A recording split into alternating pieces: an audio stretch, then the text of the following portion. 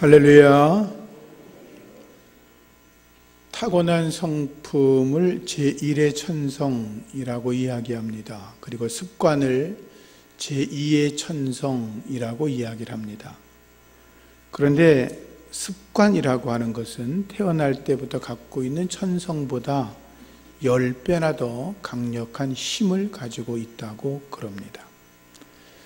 파스칼은 말하기를 제2의 천성인 습관은 제1의 천성을 완전히 지배한다라고 이야기를 했습니다.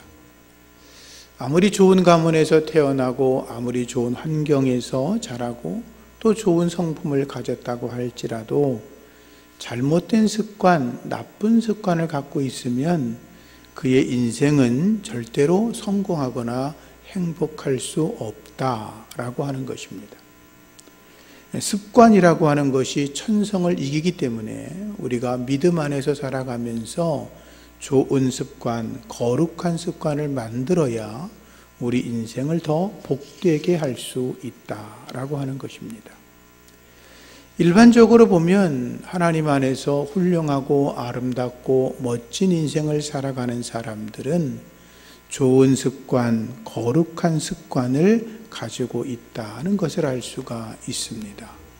여러분들은 예수 안에서 좋은 습관을 가지고 날마다 승리하시기를 축복합니다. 성경에 보면 인생살이가 다 그렇고 성경 이야기도 마찬가지지만 좋은 습관을 가진 분들이 있고 그렇지 않은 분들이 계십니다. 나쁜 습관을 갖고 있다가 인생을 망가뜨린 사람 하나를 소개하겠습니다. 유다왕 여호야김이라는 자가 있었습니다. 그의 아버지가 왕이었으니까 아들 왕자로 태어났겠죠. 왕자로 태어나면서 모든 것을 누리며 살았습니다. 자기가 원하는 것은 무엇이든지 할 수 있었습니다. 그렇지만 그는 어렸을 때부터 잘못된 습관이 하나 있었는데 그게 뭐냐 하면 하나님의 말씀을 듣고 순종하는 것을 싫어했습니다.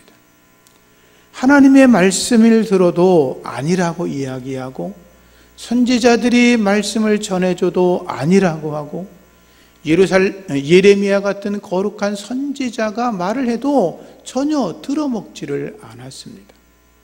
성경은 그것은 그가 잘못된 습관 때문이라고 말씀하고 있습니다. 예레미야 22장 21절 말씀 보면 내가 평안할 때에 내가 너에게 말하였으나 네 말이 나는 듣지 아니하리라 라고 말했다. 네가 어려서부터 내 목소리를 청종하지 아니하는 것이 너의 습관이라 라고 말씀하고 있습니다. 앞서 말씀드렸지만 여호야김 왕은 하나님이 직접 말씀하셔도 못 들은 척했고 제사장이 말해도 선지자들이 말해도 심지어 예레미야 선지자가 말을 하다가 안 들으니까 두루마리에다가 글을 쭉 써가지고 하나님께서 당신에게 말씀하기를 회개하지 않고 변화되지 않으면 무서운 징계를 내리신다고 글로 써 주었습니다. 근데 왕은 그것을 받아들고서 칼로 잘라버렸고 불을 태워버렸습니다. 하나님의 말씀 나랑 상관없다. 선지자 네가 뭐냐 이런 거지요. 결국 여호야김은 바벨론에게 패했습니다. 쇠사슬에 결박되어 바벨론으로 끌려갔고 나라를 망하게 만들었습니다. 성경은 그의 죽음에 대해서 이렇게 말합니다. 내가 죽어도 통곡할 사람이 없고 왕이 죽었는데 통곡할 사람이 없다는 것. 너를 예루살렘 문 밖에 던져버릴 것이고 성 안이 아니라 성 밖에 던져져 버리고 너의 시체는 나귀처럼 매장될 거다라고 말씀에 기록되어 있습니다. 그는 한 나라의 왕이었지만 나쁜 습관 때문에 하나님의 저주를 받아 비참한 최후를 맞게 되었던 것입니다. 반대로 우리가 잘 알고 있는 다니엘 같은 사람을 보십시오. 그는 거룩한 습관이 있었습니다. 하나님의 말씀대로 율법 따라 살아가겠다라고 하는 습관, 날마다 하나님 앞에 하루에 3번씩 기도하는 거룩한 습관을 가지고 있었고, 말씀대로 살겠다고 하는 결단의 삶을 살아가는 좋은 습관을 가지고 있었지요. 바벨론에게 포로가 되었습니다. 왕이 내려주는 산에 진미가 있었지만 먹지 않았습니다. 왜? 거기 보면 그 음식 가운데 레위기 11장에 기록된 부정한 음식들로 요리된 것이 있었기 때문이었습니다. 안 먹겠다라고 했습니다. 하나님은 그를 더 건강하게 하고 지혜롭게 하고 복을 주셨습니다. 3년이 지나서 다니엘과 그의 3명의 친구들이 왕 앞에서 온 나라의 박수와 술객들과 지혜를 겨누었는데 그들의 지혜가 10배나 더했다라고 했습니다. 다니엘은 자기가 죽음 사자굴 속에 던져지는 위기 속에서도 하나님 앞에 예루살렘을 향해 창문을 열어놓고 하나님 앞에 엎드려 기도하였습니다. 이러한 거룩한 습관을 쫓았던 그 다니엘은 하나님이 복되게 하셨습니다.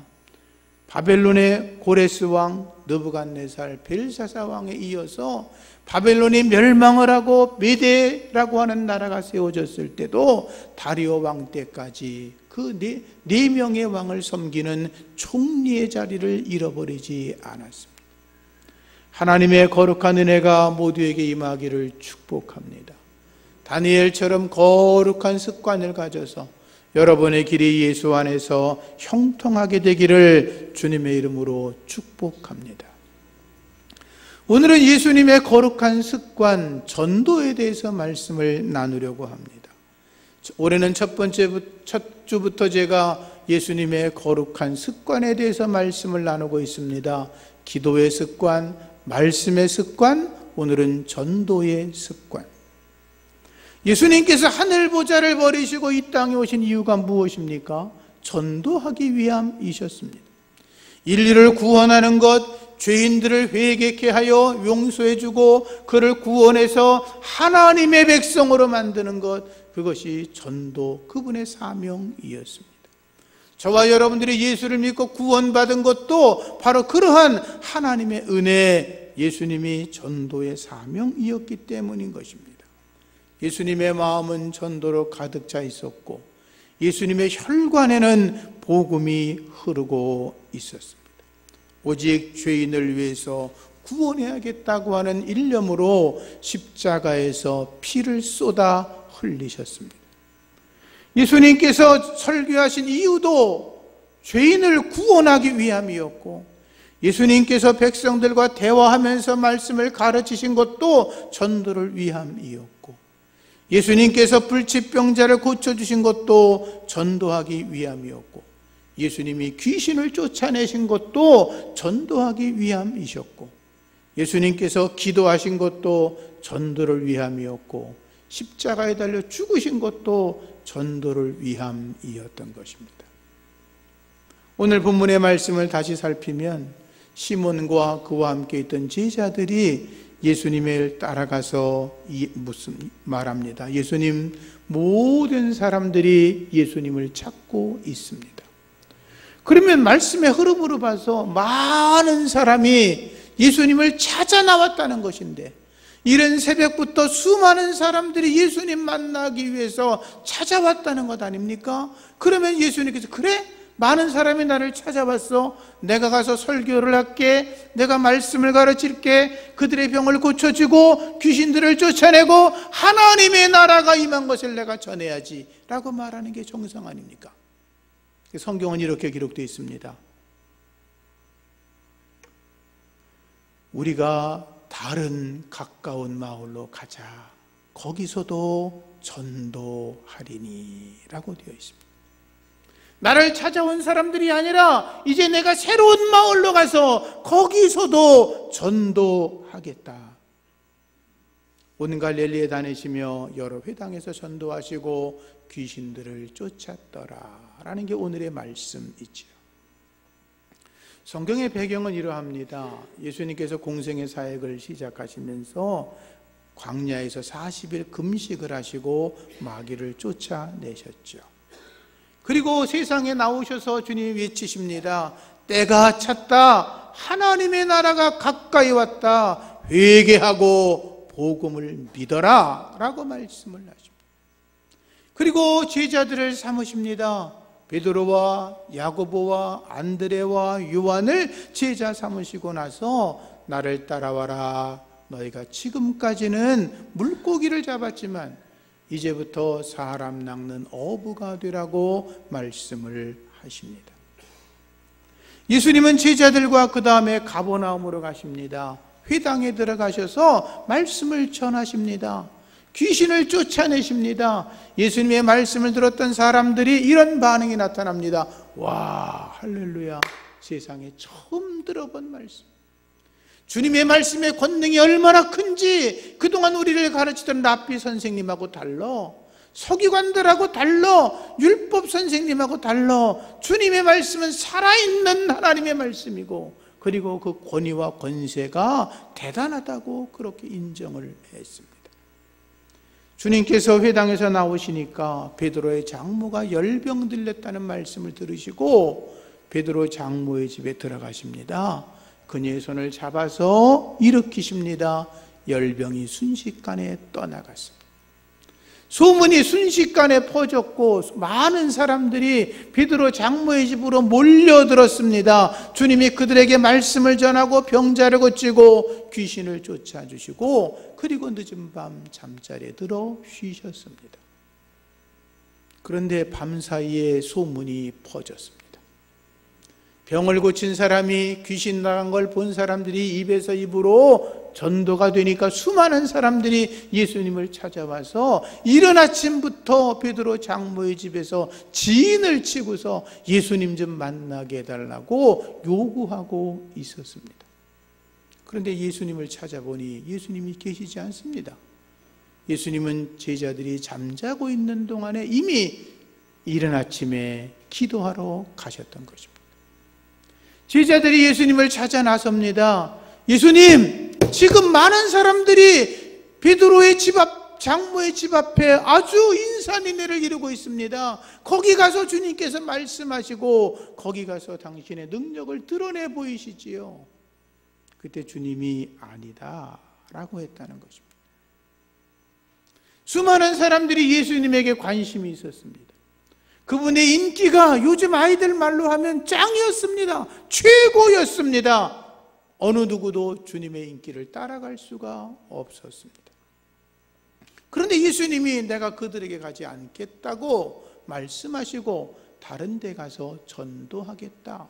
복음이 전해지지 않은 곳에, 예수의 복음이 나타나지 않은 곳에 가서 예수의 복음, 주님이 당신이 오신 이유를 말씀하시겠다는 거죠. 예수님이 만약에 돈을 벌러 이 세상에 오셨다면 예수님께서 목 좋은 자리 하나 잡아가지고 병원 하나 차려놓으면 그만이었습니다.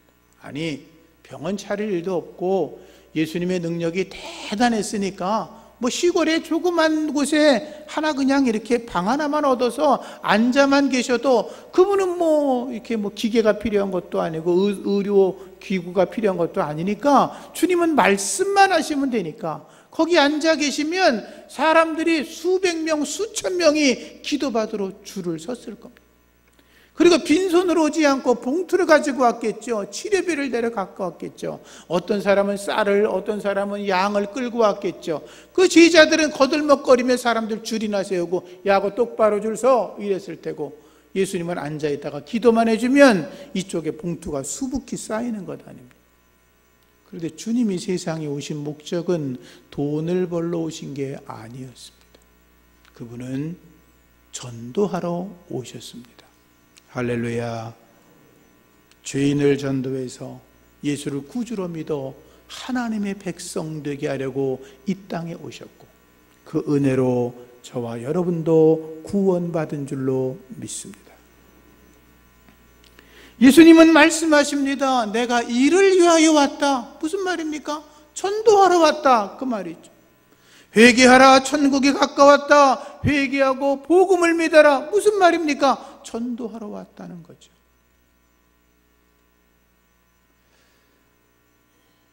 예수님은 갈릴리 전체 마을을 어김없이 다니셨습니다. 작은 마을 하나도 빠뜨리지 않고 들어가서 회당에 들어가셨고 복음을 전하고 말씀을 가르치셨습니다. 귀신을 쫓아내셨습니다. 병자를 고치셨습니다. 그리고 제자들에게도 전도 현장을 보게 하셨고 전도하도록 하셨습니다. 사랑하는 성도님들, 예수님 사랑하십니까? 예수님 믿으십니까? 정말로 사랑하십니까? 그분을? 그러면 전도하시기 바랍니다. 예수님의 제자가 되기를 원하십니까? 그러면 주님이 그러하셨듯이 우리도 전도해야 될 것입니다. 그게 바로 예수님의 사명이었고 그게 바로 주님이 가신 십자가의 길이셨기 때문입니다. 예수님은 승천하시면서 제자들에게 말씀하시죠. 너희는 가서 모든 민족을 제자로 삼아라. 아버지와 아들과 성령의 이름으로 세례를 줘라. 그리고 내가 너에게 분부한 모든 것을 가르쳐 지키게 하라. 승천할 때 제자들이 묻습니다. 예수님, 이스라엘 나라를 회복할 때가 지금입니까? 예수님 그러십니다. 그건 너희들 할 거 없어. 나라가 회복되고 나라가 어떻게 되는 건 내가 관계 있는 거 아니야. 너희가 할 일은 오직 성령을 받아서 예루살렘과 온 유대와 사마리아와 땅 끝까지 이르러 하나님의 나라의 증인이 되는 거라고 말씀하셨습니다. 사랑하는 성도님들, 주님의 증인 되시기를 부탁합니다. 내가 구원받은 게 분명하다면, 내 주변에 예수 믿지 않은 사람들을 만나면 예수님 전할 수 있기를 부탁을 드립니다. 저에게는 아주 큰 선배 되시는 어르신들, 지금쯤은 돌아가셨을 법한 어르신들은 신학교를 다니고 이렇게 목회자로 헌신할 때 그분들은 방학이 되면 전국을 순례하면서 다니면서 전도하셨습니다. 그때는 교회가 많지 않고 복음이 많이 전해지지 않아서 그냥 쉽게 말하면 개나리 보침 하나 둘러매고 전국 다니며 복음 전하다가 어떤 마을에 예수 믿는 사람들이 많아지면 어느 집에서 예배를 드리고 교회를 세우고 그렇게 주님을 섬기셨습니다. 저는 대학을 다니면서 신학대학을 다니면서 십자군 전도대에 들어가서 매주 월요일하고 매 학기 방학 동안에 아파트 단지를 전도하며 다녔습니다. 목회를 하면서는 제가 목회하는 그 지역의 마을들마다 모든 부락의 집집마다 한 집도 빠뜨리지 않고 가서 전도했습니다. 청년 때는 교회 주변의 집들을 찾아다니면서 전도했습니다. 예수 믿지 않는 사람들을 찾아가 예수를 전하는 건 은혜며 주님의 사명이며 그게 기쁨인 줄로 믿으시고 주의 복음을 열심히 전하는 우리 모두가 되기를 다시 한번 주의 이름으로 부탁을 드립니다. 어느 날 니고데모가 예수님을 찾아옵니다. 예수님이 거침없이 말씀하십니다. 사람이 물과 성령으로 거듭나지 아니하면 하나님의 나라를 볼 수가 없다. 영생을 얻고 싶니?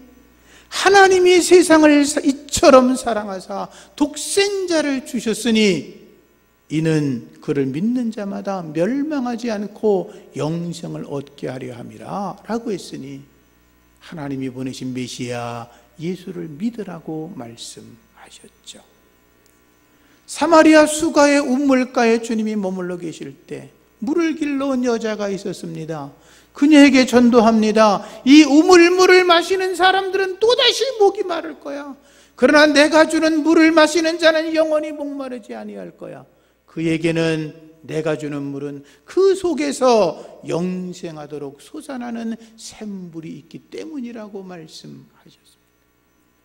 제자들이 예수님에게 먹을 것을 가져왔습니다. 예수님 말씀하죠. 내게는 너희가 알지 못하는 양식이 있다. 그 말은 전도하는 일이 내 양식이다 라고 말씀하신 거죠. 여리고에 가셨을 때 삭개오가 예수님을 보고 싶어서 뽕나무 위에 올라갑니다. 예수님이 삭개오를 부드럽게 부르십니다. 삭개오야, 오늘 내가 너의 집에 유하여야 되겠다. 예수님이 삭개오를 전도하고 계셨던 것입니다. 삭개오가 주님을 만나고 얼마나 감격했든지 자기 죄를 고백합니다. 남의 것을 토색했으면 4배나 갚겠습니다. 제 재산에 많은 것들이 있지만 가난한 자들에게 절반을 나누어 주겠다고 고백을 하지 않습니까? 예수님은 회개한 삭개오에게 오늘 이 집에 구원이 이르렀다고 말씀하시고 이 사람도 아브라함의 자손이라고 축복하여 주셨습니다. 인자가 온 것은 잃어버린 자를 찾아 구원하려 함이라 그랬죠.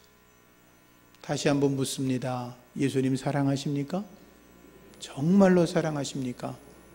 올해 한 영혼을 구원하시기를 부탁합니다.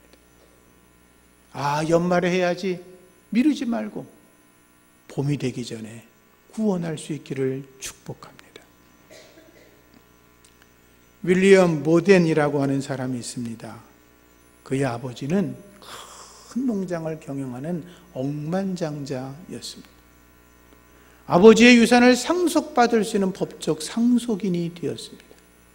근데 아버지는 자기가 큰 농장을 경영하니까 아들은 자기보다 더 큰 일을 하기를 바랬습니다.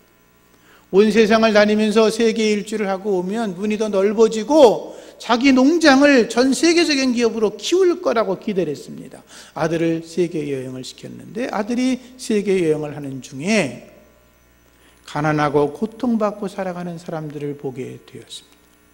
우상을 섬기고 미신을 섬기고 죄 가운데 빠져 허덕이는 사람들을 보고 마음이 아팠습니다. 아들이 아버지에게 편지를 씁니다. 아버지는 제가 아버지의 뒤를 이어 큰 경영인이 되기를 원하고 계시지만 제가 세상을 다녀보니 하나님은 제 마음속에 저들을 전도하라고 말씀하십니다. 제 일생을 전도하는 사업에 드리겠습니다. 아버지는 실망했겠지요. 그 후에 그 모덴이라고 하는 사람은 예일대학에 들어갔습니다. 그리고 그 후에 프린스턴 신학에 들어가서 목사가 되고 선교사가 되었습니다. 그는 아버지에게 제가 이제 아버지의 뒤를 이어서 경영인이 되지 않고 전도 사업에 열심을 하겠습니다라고 말을 했을 때 그는 자기가 갖고 있는 성경의 맨 뒷면에다가 또박또박 이렇게 썼다 그럽니다. 지체할 수 없다. 예일대학을 다니면서 그가 이렇게 썼다고 합니다. 후퇴할 수 없다.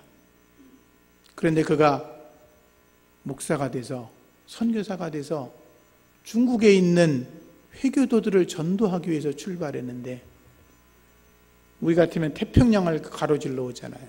근데 그들은 대서양 쪽으로 돌아갔던 모양이에요.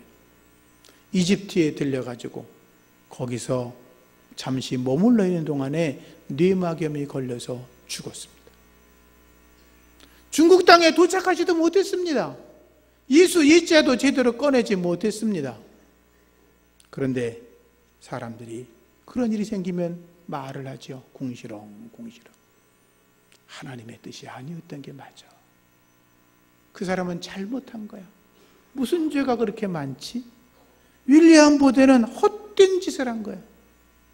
근데 그가 죽은 뒤에 그의 성경 마지막에 이렇게 써 있었다 그럽니다.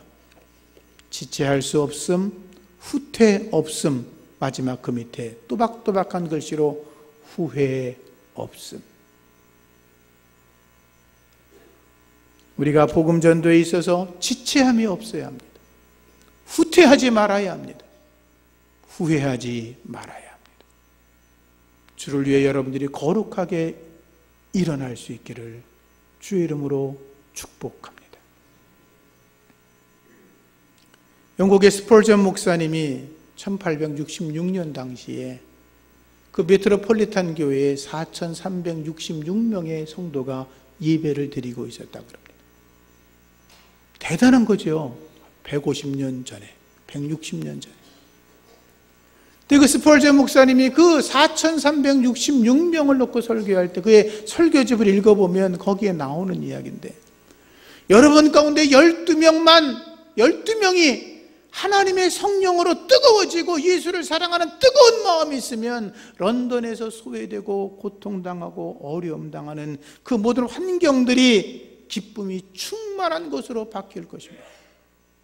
그러나 4,366명이 요즘 말로 하면 아무 생각 없이 교회만 다닌다면 세상은 전혀 변하지 않을 것입니다. 여러분, 성령의 사람 되어주시기를 부탁합니다. 사도행전 24장에 보면 대제사장 아나니아가 사도 바울을 벨릭스 총독에게 고소하는 내용이 나옵니다. 죄명이 뭐냐 하면 이런 겁니다. 바울 그놈은, 죄인 바울은 첫째, 전염병 같은 놈입니다. 두 번째, 세상을 소욕해 만드는 놈입니다. 세 번째, 나사렛 이단의 괴수입니다 라고 고소를 합니다. 벨리스 총독이 듣기에는 자기랑 아무 상관이 없어요. 로마 정부나 문제 있는 거 아니고, 그리고 바울이 복음 전하고 다니고 일하는 게 자기랑은 아무 상관이 없어요. 그냥 풀어주려고 했지요. 그리고 제목을 보시면 여러분, 전염병 같다는 말은 영어 성경에 보면 페스트라고 번역이 되어 있고 트러블 메이커라고 번역이 되어 있습니다. 대제사장 아나니아가 봤을 때 사도 바울이 복음을 전하고 다니는 것은 마치 페스트 같은 질병을 이렇게 막 퍼뜨린다고 생각을 했다. 전염병처럼 복음이 전해졌다는 것. 자기가 볼 때 예수는 나쁘다고 생각을 했으니까 그 나쁜 병균이 사람들에게 전해지고 있다고 생각을 했던 거죠. 복음이 내게 전해지면 내 안에, 내 핏줄 안에 예수의 피가 흐르는 줄로 믿습니다. 여러분에게 흐르는 혈관 속에 흐르는 복음의 피를, 예수의 피를 세상의 사람들에게 전해서 이 지역에 있는 모든 사람이 예수 믿고 돌아오게 해야 될 줄로 믿습니다. 예수를 믿어도 헛되게 믿었던 사람들에게, 여러 가지 상처를 받아 고통당하는 사람들에게, 주님을 떠나 있는 사람들에게 복음의 피를 그들에게 심어주어서 그들이 예수로 자유롭게 만들어야 될 줄로 믿습니다. 전염병 같은 자. 두 번째, 소욕해 하는 자라 그랬어요. 사람들이 예수를 믿으니까 우상을 집어던집니다. 우상을 깨트립니다. 태워버립니다. 마술하는 책을 태워버립니다. 조상제사 없애버립니다. 세상에서 부정부패, 더럽게 살아갔던 것, 거짓말하던 사람들, 그리고 마귀에게, 죄악에, 세상의 유혹에 물들어 있던 사람들이 예수를 믿고 나니까 다시는 죄를 짓지 않습니다. 우리가 그러했듯이 술독에 빠진 사람이 술을 먹지 않고, 담배를 입에 늘 물고 다니던 사람이 담배를 피지 않고, 언제나 거짓말하고 이상한 계집질하고 도박하고 마약하던 사람들이 회개하고 예수를 믿고 나니까 마귀가 볼 때는 세상이 뒤집어진 거예요. 뒤집어진 거. 세상을 혼란하게 만들고 뒤집어지게 만든 거. 바울은 나사렛 예수 이단의 괴수라는 말을 했습니다. 복음의 전사였다는 거죠. 우리가 세상을 변화시켜야 될 줄로 믿습니다. 세상이 왜 그래? 세상은 본래 그래요. 세상이 언제 편안한 때가 있었습니까? 대한민국 정치가 언제 우리가 혼란이 아닌 적이 있었습니까? 우린 거기에 관심이 있는 게 아니라 우리는 예수의 복음을 끊임없이 전하고 예수의 능력을 드러내고, 여러분들이 복음을 전하는 자들이 되셔서 세상 사람들을 예수로 변화시켜 거룩한 백성을 만들어야 될 줄로 믿습니다. 예수님이 그것 때문에 오셨고 우리가 그것 때문에 살아갈 이유가 있는 것입니다. 여러분들을 통해서 하나님의 나라가 확장되기를 축복합니다. 예수님께서 내가 이것을 위해서 왔다라고 말씀하신 것처럼 저와 여러분들은 내가 이 땅에 온 이유가 전도하기 위해서 이 땅에 태어났다, 이렇게 믿으시고 복음의 전사가 되기를 주의 이름으로 축복합니다. 하나님 아버지 감사합니다. 내가 잃어버린 자들을 찾아 구원하기 위해서 왔다고 말씀하신 것처럼 우리도 주님을 따르는 제자가 되어 주님의 마음을 품고 주님을 닮아가고 주님의 제자가 되는 우리들도 이 땅에 전도하기 위해서 태어났다고 고백하며 전도에 힘을 다하는, 그래서 이 지역이, 내가 사는 마을이 예수 이름으로 변화되는 거룩한 기적을 드러내 주시옵소서. 예수님 이름으로 기도합니다.